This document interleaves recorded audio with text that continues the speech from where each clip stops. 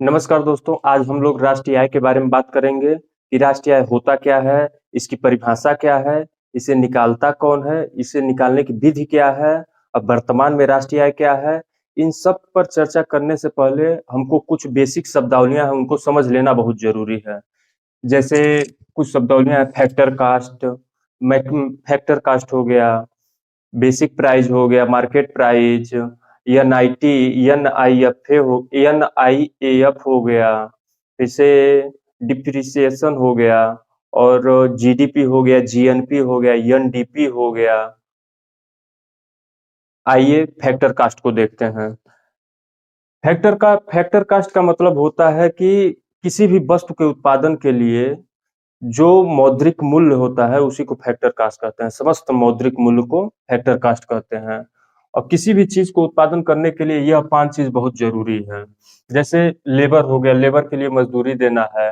Capital हो गया तो कैपिटल पे इंटरेस्ट देंगे। बिल्डिंग है तो बिल्डिंग पे रेंट देंगे। रॉ मटेरियल है तो इस पे कॉस्ट देंगे। और जो उद्यमी है वह रिस्क ले रहा है तो वह लेगा, उससे प्रॉफिट लेगा। तो इन सब के मौद्रिक मूल्य को फैक्टर कास्ट कहते हैं। मान लीजिए लेबर का मजदूरी जो है वह 5 रुपए है, और कैपिटल जो है उसका इंटरेस्ट जो हो गया 3 रुपया। बिल्डिंग है तो रेंट उसका दे रहा है 4 रुपया। और रॉ मटेरियल है तो उसका कास्ट जो है वह 3 रुपया है। और रिक्स रिक्स का जो प्रॉफिट हो रहा है, जो उद्यमी है रिक्स ले रहा है, उसका प्रॉफिट जो है वह 5 रुपया है। इन सबको जब जोड़ लेंगे तो यही फैक्टर कास्ट निकल जाएगा। फैक्टर कास्ट जो हुआ यह 20 रुपया हुआ। अब फैक्टर कास्ट में जो रॉ मटेरियल होता है उस पे भी प्रोडक्शन टैक्स लगता है। प्रोडक्शन टैक्स जो होता है यह प्रोसेसिंग पे लगता है। और प्रोडक्शन सब्सिडी होता है। तो प्रोडक्शन जो सब्सिडी होता है यह सरकार देता है। प्रोडक्शन और प्रोडक्ट में अंतर यह होता है कि प्रोडक्शन जो है, अभी जो माल तैयार हो रहा है प्रोसेसिंग में है, उस पे वो जो जो लगने वाला टैक्स है, रॉ मटेरियल पे जो लगने वाला टैक्स है, वो प्रोडक्शन टैक्स होता है। प्रोडक्ट टैक्स मतलब माल तैयार, यह तैयार हो गया है, अब इस पर जो टैक्स लगेगा उसे प्रोडक्ट टैक्स कहते हैं। आप प्रोडक्शन टैक्स, अगर यह तैयार अभी हो रहा है, प्रोसेसिंग में है, तब प्रोडक्शन टैक्स लगता है। उस पे भी सब्सिडी दिया जाता है। सब्सिडी देखिए कई प्रकार से दिया जाता है। सब्सिडी रेलवे पर भी सब्सिडी दिया जाता है कि मतलब जो माल ढोते हैं उस पे भी सब्सिडी दिया जाता है। जो नेसेसरी चीज होती है, जो समाज के लिए, समाज के एक बेसिक जरूरत के लिए है, उस पे सरकार सब्सिडी देता है। किसानों को भी सब्सिडी देता है, जैसे खाद के प्रोसेसिंग में भी सब्सिडी देता है। अब खाद जब तैयार हो जाता है, जब बिकने जाता है मार्केट प्राइस पे, उस पे भी सब्सिडी देता है। तो वही प्रोडक्शन सब्सिडी मतलब प्रोसेसिंग पे जो सब्सिडी दिया जाता है, मान लीजिए वो 15% है, प्रोडक्शन पे जो सब्सिडी है वह 20 रुपए है।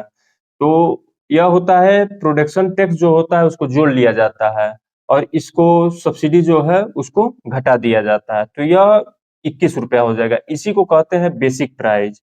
बेसिक प्राइस जो होता है वो प्रोड्यूसर पे लगता है। जो उद्यमी है, टाटा अगर है, अंबानी है, अडानी है, तो उन पे जो लगता है उसी को बेसिक प्राइस कहते हैं।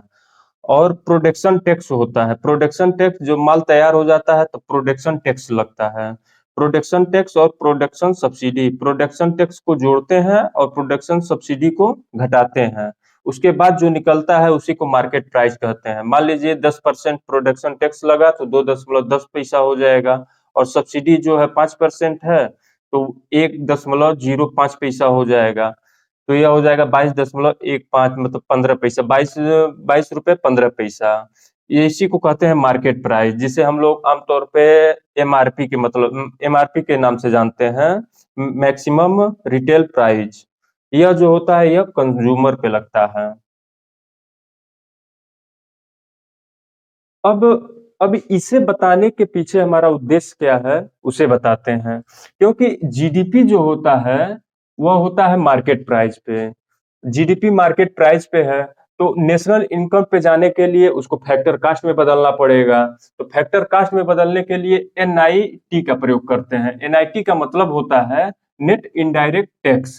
नेट इनडायरेक्ट टैक्स का मतलब हुआ कि इनडायरेक्ट जो टैक्स है उन सभी इनडायरेक्ट टैक्स को जोड़ लेंगे, माइनस जो सब्सिडी है उसको घटा देंगे। तो जो मार्केट प्राइस पे है उसमें से माइनस या एनआईटी कर देते हैं। तो मान लीजिए इनडायरेक्ट टैक्स पूरा जो है वह 10,000 रुपए है।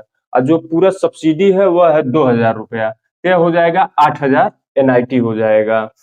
यही मान लीजिए जीडीपी जो मार्केट प्राइस पे है, माना जीडीपी जो है वह है 1 लाख रुपए, 1 लाख में से माइनस 10,000 माइनस 2000, तीन दोनों को जोड़ लेंगे 8000 हो जाएगा, तो 1 लाख में से 8000 घटाएंगे तो ये हो जाएगा 92,000 रुपए।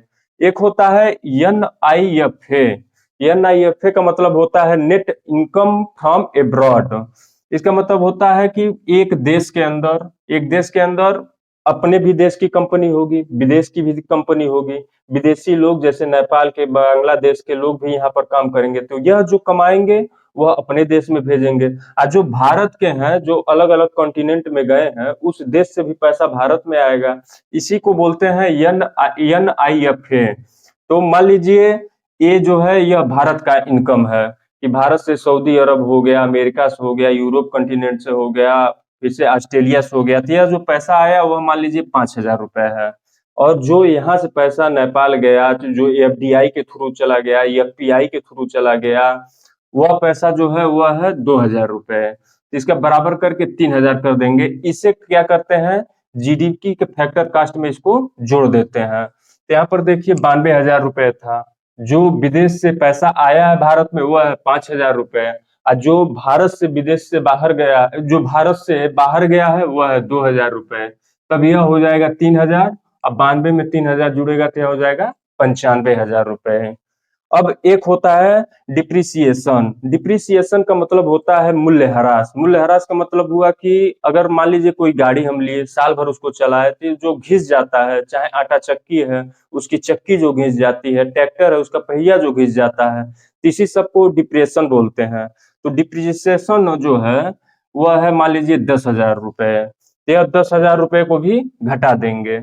अब यहाँ पर 95,000 में से 10,000 जब घटा देंगे, यही निकल के आ जाएगा NNI, यह हो जाएगा 85,000 रुपए। इसी को बोलते हैं, इसको बोलते हैं NNP भी बोलते हैं और NI भी बोलते हैं।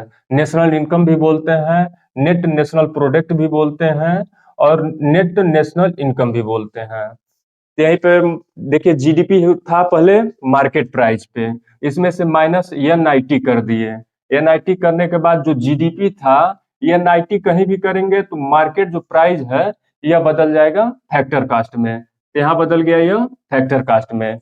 NIFA जो है नेट इनकम फ्रॉम एब्रॉड जो है, इसको जब जोड़ते हैं हम लोग, तो यह जो डी है, जो डोमेस्टिक है, वह नेशनल हो जाता है। डोमेस्टिक का मतलब जो एक भारत किसी भी देश के भौगोलिक क्षेत्र में रहने वाले जो व्यक्ति थे, वह पैसा अपना, जो विदेशी थे वो अपना पैसा अपने देश भेज दिए, और जो भारत के थे वह पैसा अपने देश में भेज दिए, तो यह हो गया नेशनल हो जाएगा।